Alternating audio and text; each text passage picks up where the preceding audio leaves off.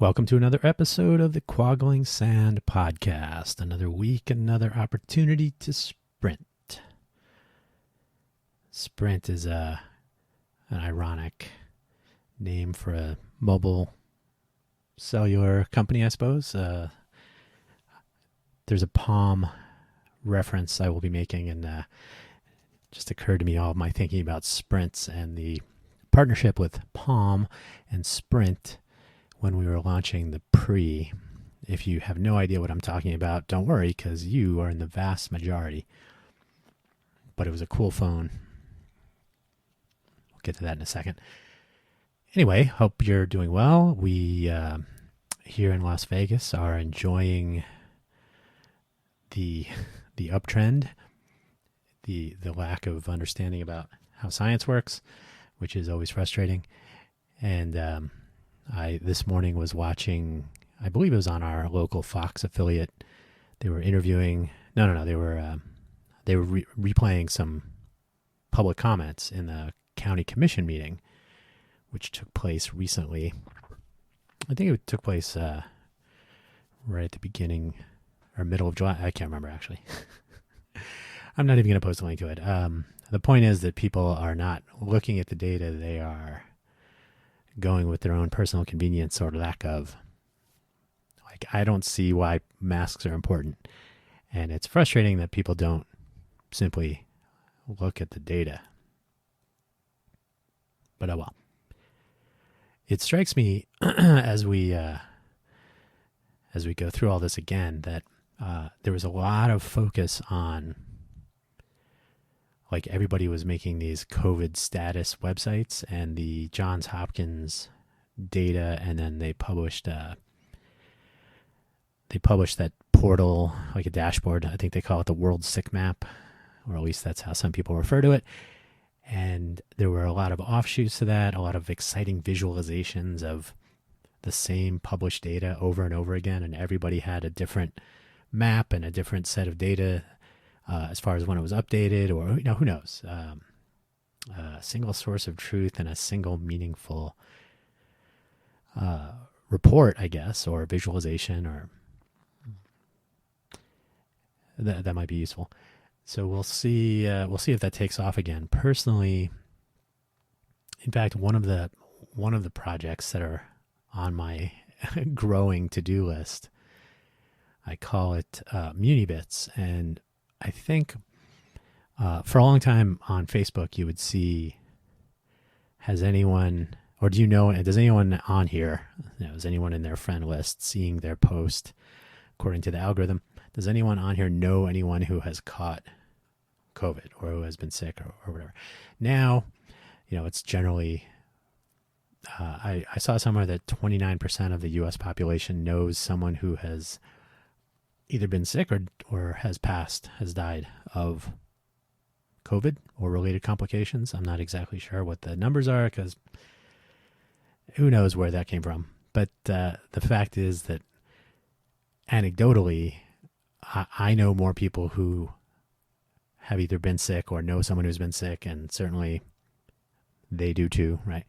So that's not so much of an excuse anymore that that it's fake and it's not happening and all that. So it'll be interesting to see where the online tools go, if we see more of these visualization sites. But the Munibits thing, I came up with this idea a long time ago, but part of what I think would be useful is to divorce ourselves from the anecdotes. That is, like, have you ever read a Yelp review for a place and you just want to know, I need one question answered. Let's see what people like. What do you?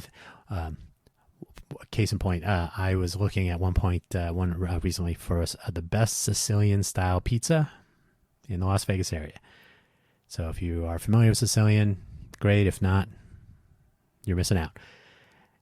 There was a place that used to have a really, really good Sicilian pizza that I really enjoyed, and then they stopped making it for some reason.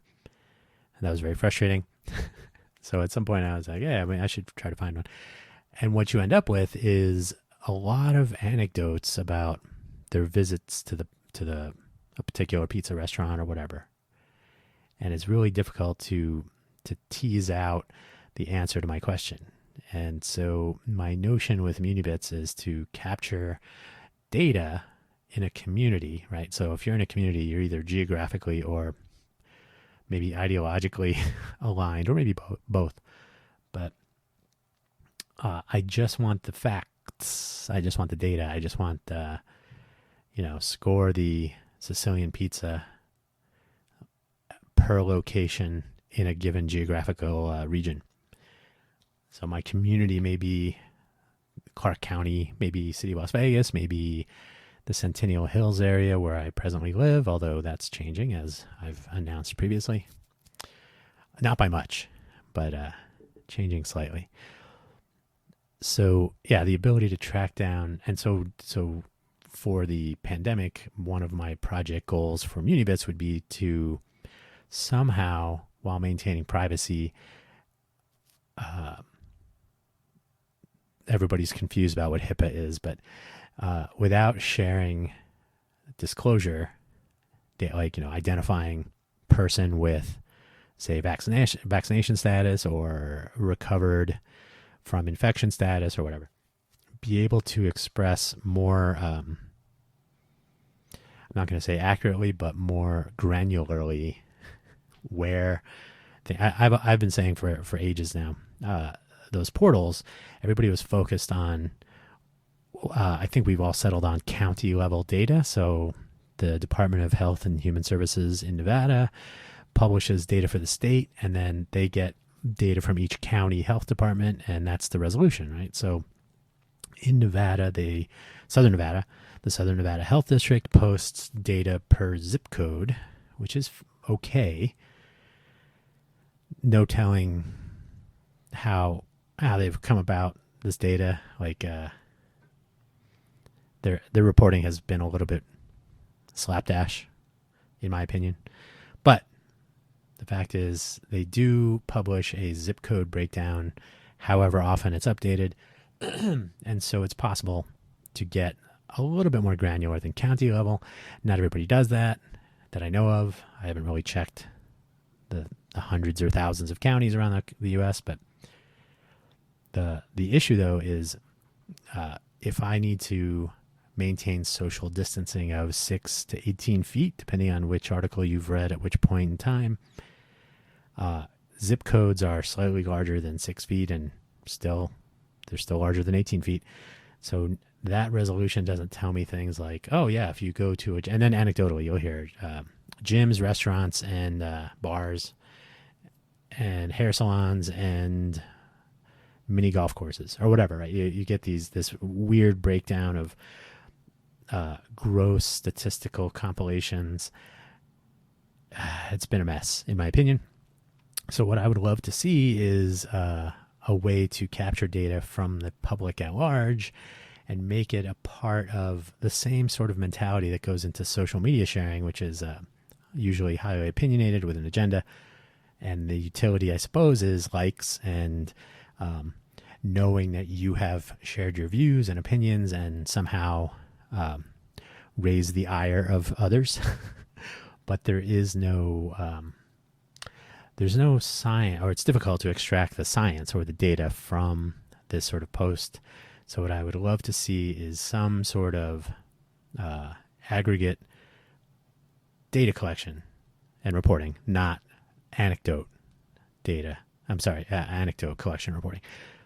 So yeah, if I go to the gym and which is 1.6 miles away, walking.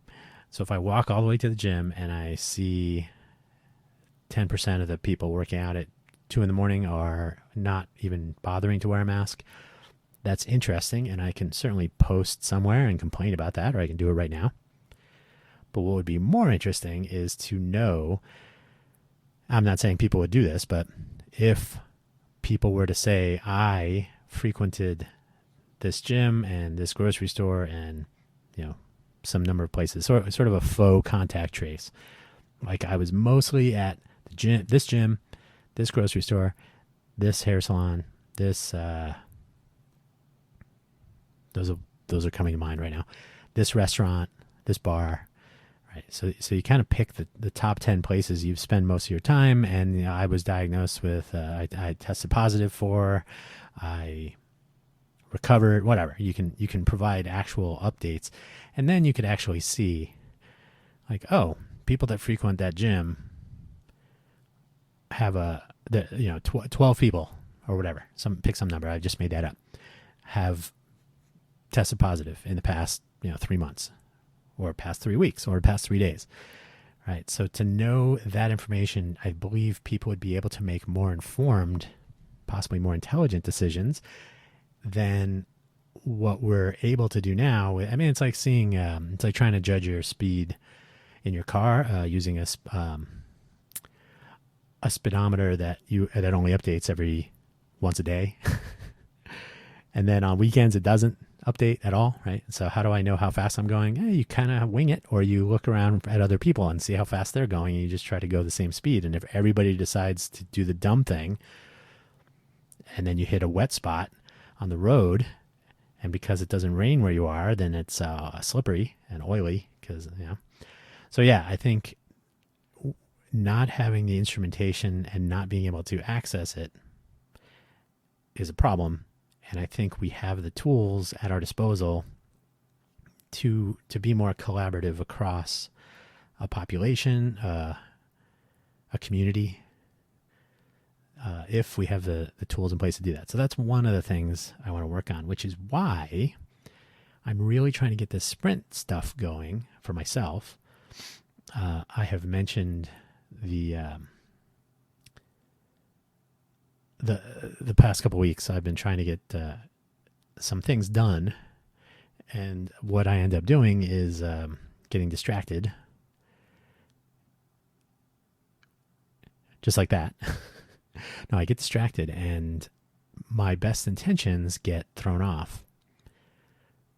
So at the end of each week, I find I'm kicking myself. I wish I would have finished a little bit more.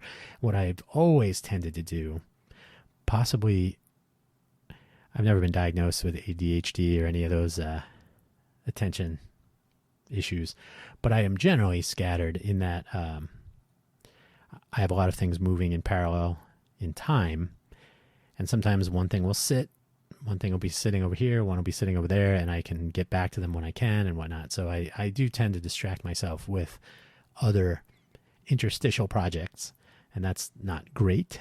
And so that was the goal of my sprint effort, which is still ongoing. I should have a sprint about sprints. One of the things I did find, and I mentioned in the weekend newsletter, which you may or may not be subscribed to, but if you are not, you can, although don't rush just yet. One of the things I wanted to do is to deploy at least a one-pager coming soon, under construction if you're a old school internet person, but just a web presence. And these things are useful if you're setting up, if you still use Google Analytics, which I'm somewhat fond of, although there are alternatives. But anyway, if you're setting up and you want to try out your configurations for a tag manager or an analytics tool, or if you want to, if you're using Google Webmaster Tools or Bing Webmaster Tools, or if you want to register a site, claim your site with Pinterest, or there are a few others. So, or you want to add, you want to add content to a page that can be accessed by a robot or by some sort of verification or validation tool or platform that you're going to work with. Or you want to have a coming soon, register for an email update, all these various possibilities, right? And you really just need one page to do that. But since you're a nerd, you got to have your DNS, and you got to point it to something, and you got to have a server or some sort of thing to respond, and then a place to stick any data that's fairly minor, but it's a bunch of steps that should be automated, because doing things manually, I don't know if you've ever signed up for multiple AWS accounts, for example, a very manual process to get going, unless you're setting up an organization with multiple accounts, but I didn't want to do that because they're separate projects and things. So it's very manual.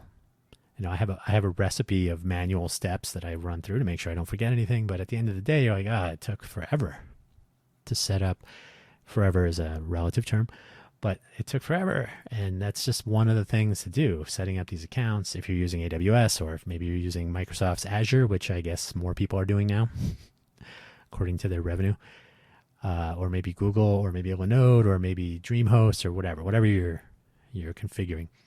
And yes, you can do one-click configures, but that doesn't really fit into my development model because I've got all this code that I've been working on for too long, and all of the tech debt that has built up in those source files.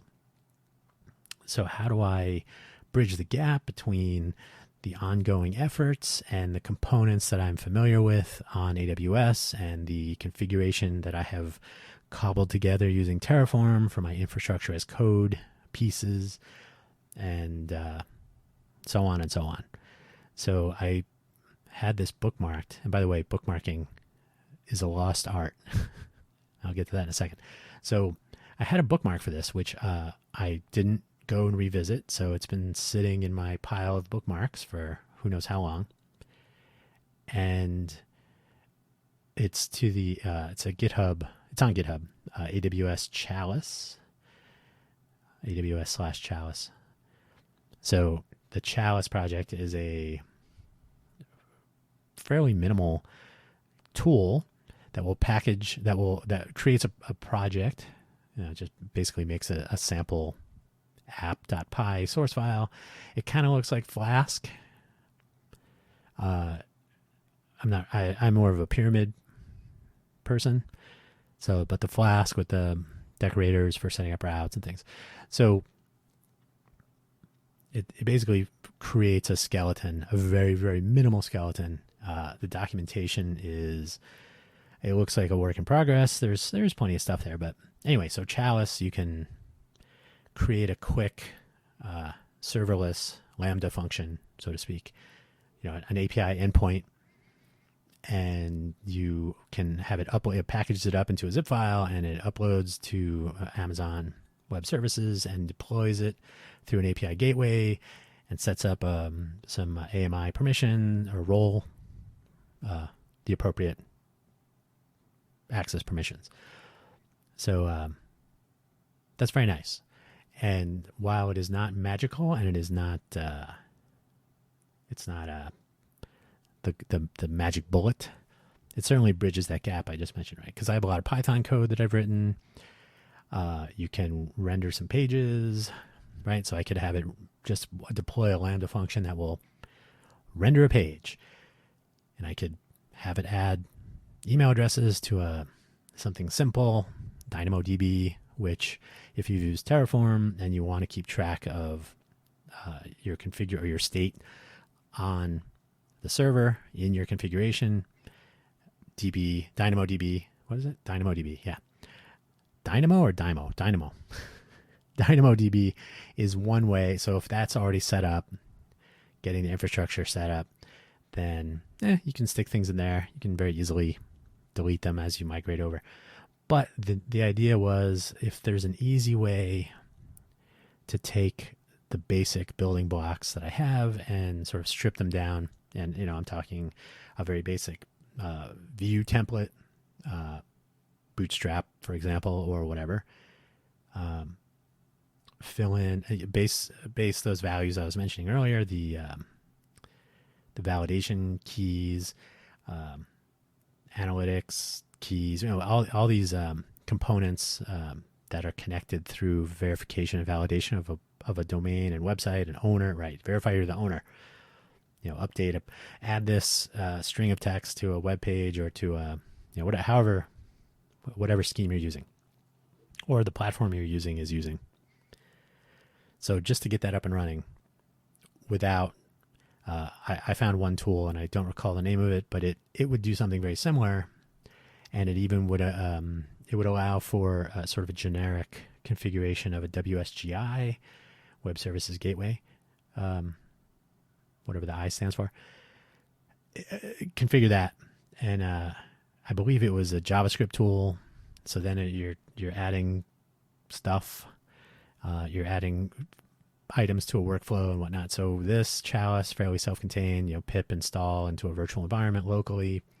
It does integrate with Terraform or CloudFormation, which is nice.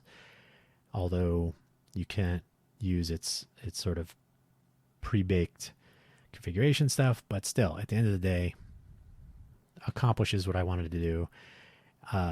So yeah, I've been playing with that a little bit, which means this week, even though it was supposed to be who knows how long ago, I think I was in my mid-30s when I first aimed to launch at least some basic web presence for various projects. So the Quaggling Sand website is one. The FFS Talk website is another. There's a Hugo Floss website for the podcast and content that we're creating for that show. There's the notion of a mix, like what is a podcast? Is it a website? Is it a blog? Is it which is which? What is what? So I can view this as a web presence and the podcast as a component. Maybe there'll be a YouTube channel or a stream. And then as we add other projects, the Casa Nunzia project, the Casa Nunzia Foundation eventually, there's a ton of stuff. There's a ton of things. And there's always this roadblock in my mind as a solopreneur, I suppose, is, in order to get from A to B, not even to Z, just to B, there's this minimal set of things, and some of them can be automated. Terraform, if you're doing the cloud configuration. Some of them are not so easily automated, signing up for cloud accounts with AWS, for example. And then there are some things that are in between. If you've ever set up Route 53 and you have to verify DNS domain ownership, there's a delay step in there, which I wish that was handled a little bit better, unless that's changed. I have to do that this week. So I'll see what the current state of affairs is there. It was a pain when I first did it, when I first automated that. You basically enter one state. I've updated my record on my at the registrar, right? So I use GoDaddy for better or worse. So I wrote a little script to do this, so that part is okay. So it updates the primary DNS addresses and address, primary DNS address. Is there a secondary? I can't remember. Anyway, so that part is taken care of, and then Route 53 has to verify ownership. So I think you add a text record, and it checks that, and whatever that loop is. It's the reason you automate things is so you don't have to concern yourself too much until I review my configuration. So to me, that part is minimal. It's just a weird discontinuity because your state cannot be updated completely until you know that your DNS record has been updated in Route 53 and all that. So it's just a minor headache. But anyway, things like that are not ideal. Whenever an automation requires some sort of a time delay that you can't trigger on, right? Like ideally, my state update, my apply, if I'm applying my Terraform state infrastructure, and I want to update the state, there would be a pause that would be unpaused, like it could spin on receiving confirmation that a record is validated or that ownership is verified, however you want to word that. That would be nice. That's maybe asking a lot. So speaking of bookmarks, my part of the Munibits concept would be the ability to discover and share a little bit more easily.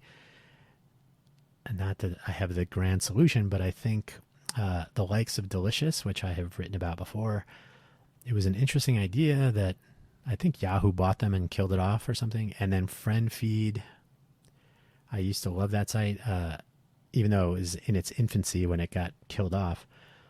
But just the notion of being able to share and discover in a convenient location without having to become a part of additional communities. In other words, so Delicious, I could just share bookmarks to things. I didn't have to sign up, if I'm remembering correctly. I didn't have to sign up for more things I don't have to sign up as a Facebook user with a Facebook account in order to see a piece of content or a page or a collection of links that's been shared or whatever. So the ability to publish what could be called a folksonomy of your own curated content, and then using hashtags, you're in other taxonomies of or folksonomies if they're casually applied. But you could have something like trending, right? Like a particular, like a COVID-19 hashtag is getting a lot of new links, and so there's all kinds of efforts that could be explored to return to this sort of social sharing of links, right? Because what you end up with when you share opinions about links, which Facebook is great for, and I myself am guilty. I like to inject a little bit of sardonic wit in a link share. The link share gets the attention, so the funny, the humor, whatever, and the open graph image that is displayed is eye-catching, and from there the engagement probably drops off to nearly zero, and nobody's reading the content, and they want to get their 2 cents in, so they'll comment or troll or attack or whatever. And that bookmark is otherwise undecorated with any useful information. I guess you can add hashtags and whatnot on Facebook. That's not what people use it for, though, let's be honest. So the thing with my Chalice bookmark, for example, I'm almost ashamed to say this because it's visually appealing but not really useful, in my opinion, is Bubble Up. I'm not even going to link to it because I really don't like it that much. But if you imagine Pinterest for links, it's a very Pinteresty look.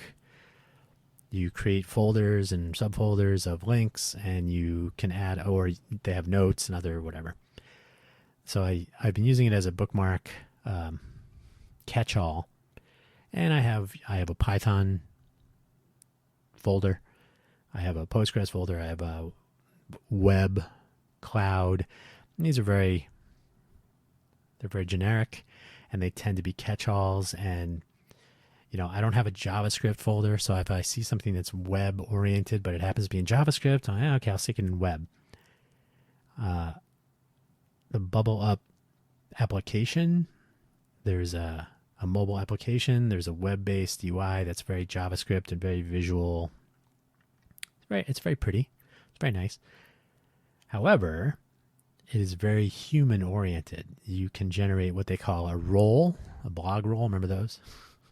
So this is like a link role. So I can publish for free. I can publish a folder of links as a blog role, a link role or a role, just a role.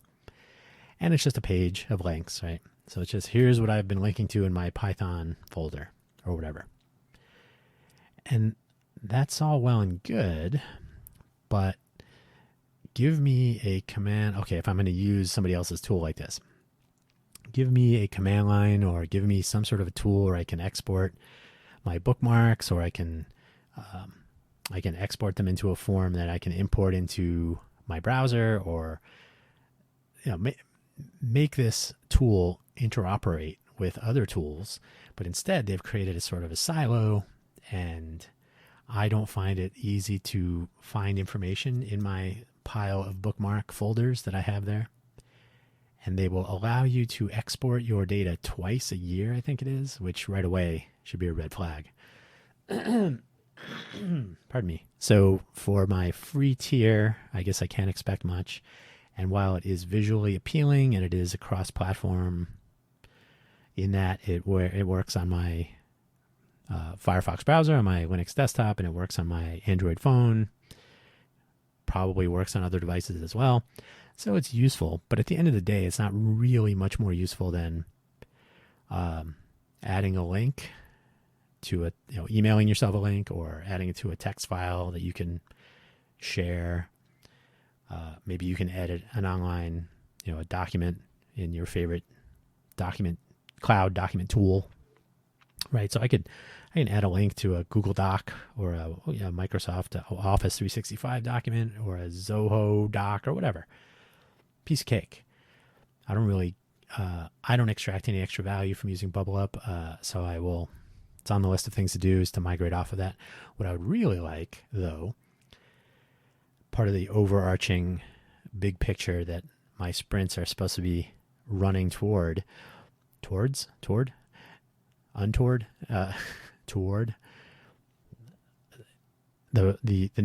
I mentioned friend feed, right? So I thought that was a great idea. It was, if you're not familiar, Facebook bought them, which is the way.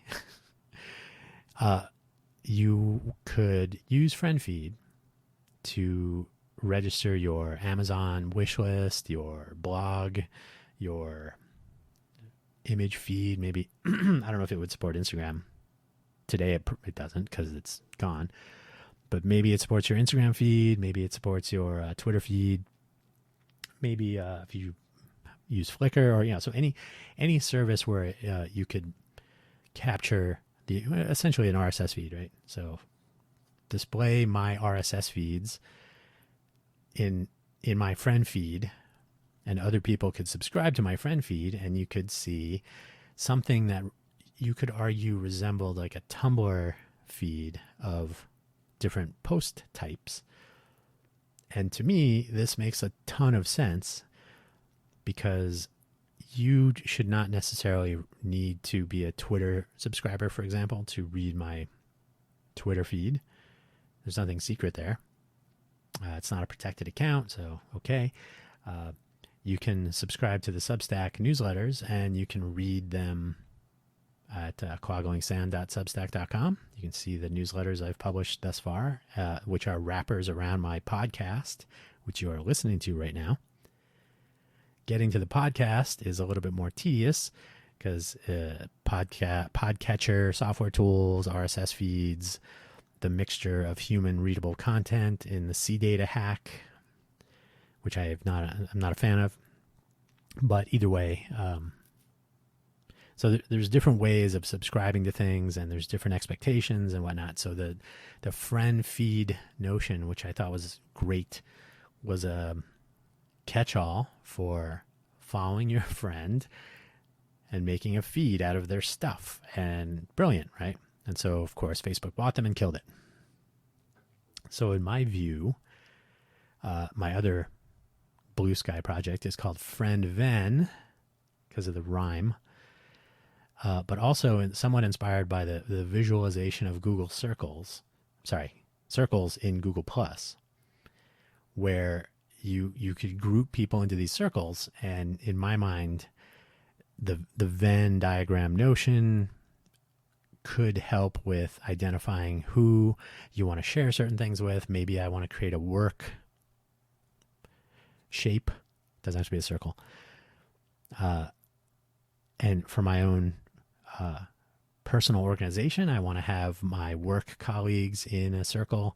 Maybe a person would be in a work and a family or a friend or a local community, right? I may want to share information with my neighbors that I don't want to share with people in other countries because it's noise, right? They don't really care that there's I saw an article about a cobra loose somewhere in Texas. Like, okay, that's curious, but it's not something I want to make sure my associates see, unless I have some friends that are into snakes, maybe. I don't know. But anyway, so Friend Ven, the notion is to somewhat compartmentalize and organize people that I'm interested in and to keep it people only, right? I think Facebook took many turns for the worse, but the mixture of brands and business and people, I think, is problematic. So Friend Ven is really about people, following other fellow humans. There will certainly be non-humans. There'll be robots and automated posting and whatnot, which I think is undesirable in that context. But if there's an API, which there should be, people will leverage it for robots and automation, such as life. But if you imagine Munibits being a place to store community information and links and aggregate data. FriendVen plus Munibits working together kind of becomes like a social RSS feed / Tumblr blog, where some of the content is your own, some of it is stuff that you find and you want to share, some of it relates to communities. If I'm the Clark County commissioner, maybe, or social media person that works for the commission, and I want to post information about the upcoming county commission meeting on mask measures, mitigation measures. I believe it's on August 17th. Well, right now they basically scattered around Twitter and Facebook and local media, news media, and they're retweeting and all that. So that would figure into a community data item. So Munibits, if you were looking in the Clark County area, there would be. And I can share that in my FriendVen circles, or I can share references to it, that is. Anyway, so that this is too complicated to draw a picture of, which is why my sprint efforts should get me closer to a place where I can show these things. But instead, all the blame goes to me, to what has two thumbs and likes to take all the blame. So that idea, mobile vendor tools, personal blogs, podcast tools, the migration to more schema.org support, just getting one page up, the list goes on and on. So there's all these little pieces, and when you are a solo developer and you also have to move and you have to deal with the ever-changing landscape of virus and mitigation measures and people who don't like science, well, I wish I was more productive. So ultimately, the Quaggling Sand podcast is supposed to be about advancing our respective projects. And if ever there's a guest on this show for an episode or so, hopefully that will be the sorts of things we'll talk about. I'm really hoping when we launch the when we launch the Casa Nunzia Foundation, surely there will be a podcast, or seems more likely to have a some sort of a video streaming option. We'll need to have board meetings. We'll need to have sort of, here's what we're doing. Here's what's going on. Here's the latest news discussion, whatever. And there will be the equivalent of hackathons, however we actually do that. I really want to have a demonstration for CES 2022 if that actually happens in real life. So there will be more to discuss in a visual forum. Either way, there needs to be a web presence. There needs to be people involved. There needs to be some discussion with other companies and individuals, because that's what Casa Nunzia is about. If I haven't mentioned this already, it's driving co-creation for development of assistive technologies between companies large and small and individuals who need these things. My contention over the years is, that I've seen myself, and I think we can all see it in our home, office, wherever, is that the things that people are coming up with are gee whiz and, I want fill in the blank, smart speaker, smart doorbell, whatever. But there are people who need these things to be able to function in a comfortable way in their home. And I think, and based not only on my personal, thoughts and interpretations, but discussions I've had, that's the take home, is that it doesn't really do what I hope or what I really need it to do. And it's not that the chasm needs to be crossed. And so the Casa Nunzia Foundation will make an attempt at driving the closure of that gap with co-creation and so on. So surely there will be a need for a strong web presence, some interactive media, and so on. So all of these things are on the list, and I would like to be more productive. And so if people want to join in the discussion here on this podcast, I've never really liked the word podcast, but it is the way. It is the way for now. So anyway, I think I'm going to leave it there. A little bit shorter than normal. I was going to have a story. Trying to decide if I want to do the Palm story. The title of this episode is Reading from Home. And I was working at Palm. I did the story already about the flash parts. So I'm kind of I'll tell the related story. So while I was at Palm, I started at Palm whatever day it was. And where did I can't remember how. I got a job there through a person I used to work kind of near, not for, when I was at Apple in the Newton Group. And so, yeah, Palm, okay. We need someone to do this and hands-on and whatever. So technically I was in the QA group, which very quickly became sort of a tiger team of one, which is a recurring theme in my career. Because I was not content with running BAT, build acceptance test, every day, whenever a new build came out. It was basically run the BAT on some collection of devices and make sure that they work, and then you can release the build to the rest of the people. If it's a showstopper and if it kills, maybe power consumption went up 500%. That's not going to work. So the BAT was interesting. It was completely manual. We'll get to that in a second. So I joined Palm as an employee. I was sitting in a little group of people right in the middle of the kernel team and some of the media people. And so it was basically, the complete software side. The hardware group was in a separate part of the building, or in building 2. We were in building 3, which had no signage. It was just a little, what do they call it? A flip-up building in Sunnyvale, California.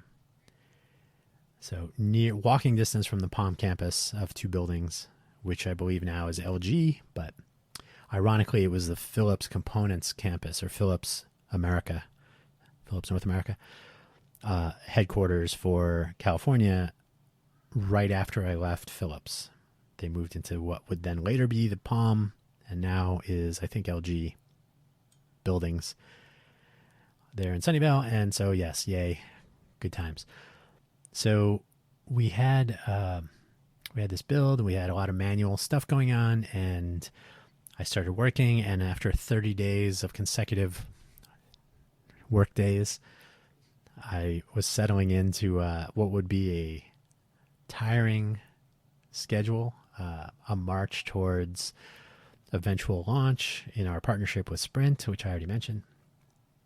A lot was riding on it, so there was non-trivial pressure on everyone to make a good product and all that, which there should be anyway.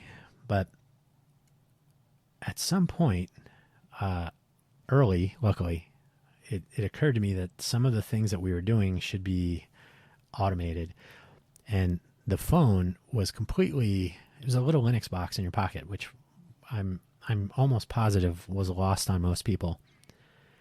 But you could connect up your USB cable and SSH. You could SSH in, but you could use a terminal tool of sorts, and you could log in, bash shell, BusyBox, but bash shell, and you could run bash scripts without installing anything else. So one of the things I started doing was, because I didn't want to have to install more stuff, I started writing bash scripts to automate some things, and it was very useful. And that eventually led to my being involved with the flash part, isolation and resolution the Samsung parts and the Hynix parts burning themselves up and all that. Previous show. So the story here is that I wanted to automate things. I wanted to be able to automate the bat, for example. Like, why are we touching the device before? I mean, we shouldn't be hinging our forward progress on whether or not there are 3 people around to download a build at 7:00 in the evening and do a build acceptance test so that work could proceed, right? That just seemed ridiculous to me. So automating the bat seemed like low-hanging fruit, at least to tackle, right? We should be doing this. But this brute force method was, it had the eyeballs. So at one point, and remember, I had been working for weeks in a row, 7 days a week. I could walk to work. I was, I think I was 40 minutes away. That's what I added in the show notes, 40 minutes. So I got a call one time, 2, 3 in the morning or something, to go down because something weird had happened with some test automation that was in the flash days. But anyway, so I was at work a lot. And at one point I literally said, the words that came out of my mouth were, I would like to work less. And given the nature of the tension in the building, that got back to me as people say you don't want to work so much, or that, that you're, and I said, well, I would like to work like a normal work day. That's what I meant. And so, not everybody listens to all of the words and puts them in context, but the take home was, rather than spinning our wheels, touching a touchscreen on a phone to validate a build on a device that was running Linux, it seemed to me worthwhile to make, and nowadays, of course, it'd be a no-brainer. We would be creating the equivalent of GitHub Actions, or we would have our Jenkins build automation tools execute some build acceptance testing. You could either do it during check-in, you could kick off builds, although these were at the time fairly involved. But this is many years later. I'm sure you could do I remember when I was at Netscape, a build of the client navigator / communicator. I think communicator would take like an hour to do a full clean build. So always do incremental builds, because otherwise forget about it. You can't do your work. Nowadays, I haven't built a communicator in quite some time, but I have to imagine it takes minutes, probably very few of them. So baking a Palm Pre build could probably take minutes today. And so to be able to verify on check-in, these are things that are no-brainers today, right? But at the time, the notion of automating the build and keeping track of how builds on different devices were functioning. I remember I had a discussion with someone in the build team who literally said, that's a hard problem. And I said, yeah, but that's what our future is hinged on, is making sure these things work. So very strange responses I would get from people at Palm. But that's why they are so successful today, I think. So, because of me. No. So the take home, though, is automation is good. It's not so fun when you're the one beating the automation drum and nobody else is joining the drum circle. That came out of nowhere, but whatever. Sometimes a nice visualization goes a long way. Maybe that one didn't go quite so long. The fact, though, is a collaboration with others. Making that easy to do, I think, is important. It goes back to the whole link sharing thing I just said, was describing with FriendVen and Munibits. It goes back to a lot of the projects I'm working on. And ironically, without having collaborators, it all comes onto my shoulders, and I need to go to the gym more, get my traps back in order. So there you go. I will end with the usual references to my Buy Me a Coffee profile page. I'm not totally in love with Substack, Review, Anchor. buy me a coffee.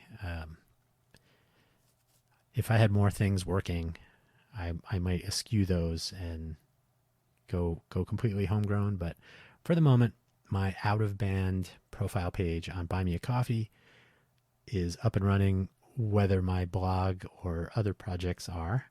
And there are links to these. There are links to the podcast and the newsletters, to the projects. The projects don't have links yet because there's no websites, but that will change. I need to, once I post this podcast, and then I will do the FFS Talk show tomorrow, Tuesday. Today's the 9th. I don't know if I mentioned that. Monday the 9th.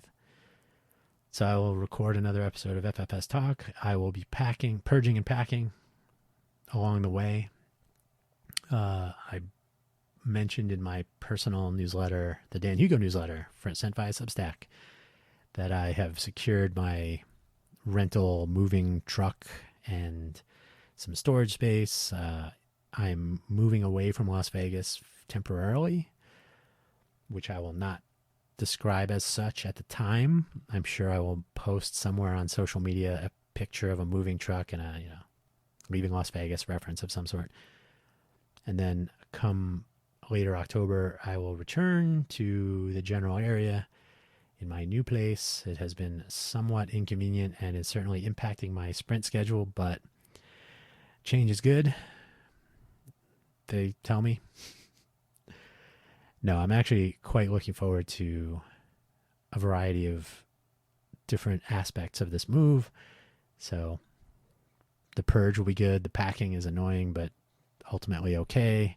I have already been through a house fire, so having more than 60 seconds to exit the premises is fine. I have another month left, and I've probably got N+1 days of work for the next N days of purging and packing, but make that work. And then I'm on the fence about doing the podcast while I'm remote. We'll see. It depends on how much website I have up and running for the various projects I'm working on. And in the meantime, you are welcome to follow along regardless. buymeacoffee.com/Dan Hugo, DANHUGO. There's links to everything, and I even post a couple of things there about coffee now and then. I've been drinking some of my old, even though you didn't hear me drink, which is good because it's now completely room temperature and not very good. But I'm trying to finish up my coffee supply that I've had, which has already been sitting for way too long. I have too many coffee beans. You get a good deal on coffee beans, and then you get some more beans, and then you realize there's only one person drinking coffee here, and you're not drinking enough. So somehow a sprint plus coffee would hopefully be more distance covered. Anyway, www.buymeacoffee.com/DanHugo for links to projects. The company that does Buy Me a Coffee launched their own little Linktree competitor called bio.link. So I created a profile page there. I have mixed feelings about Linktrees. They're quick in a pinch if you're using an internet breaking platform like Instagram, which is I don't like much anymore, but it is what it is. Then you can, make your link in bio be something useful. So hence bio link. It's very nice. Like I said, these are out of band vectors that point back to your own project. So from that perspective, it's fine. So you can check out danhugo.bio.link. Has links to all of the things. The show notes this week. There's not much. There's a link to the sprint book, which I recommend. I should reread myself, in fact. Maybe I'll do that. Reading from home, as I will. That reading from home story was really funny at the time. But like I say in the notes, my colleague at the time was a little kind of off, a little odd character, although we had a whole building full of that. So that's not even a negative. It's just an observation. But at the time, reading from home was a funny thing. But it turns out reading really is fundamental. So make sure you read and read some more. So thank you for listening, and look forward to someday having a guest or two on, and we can rap about what you're working on instead of what I'm working on. And hopefully, somewhere in there, you will see what I'm working on because I will actually deploy something after I get some eyeglasses. Another thing on the list. Thank you very much, and we'll talk to you soon.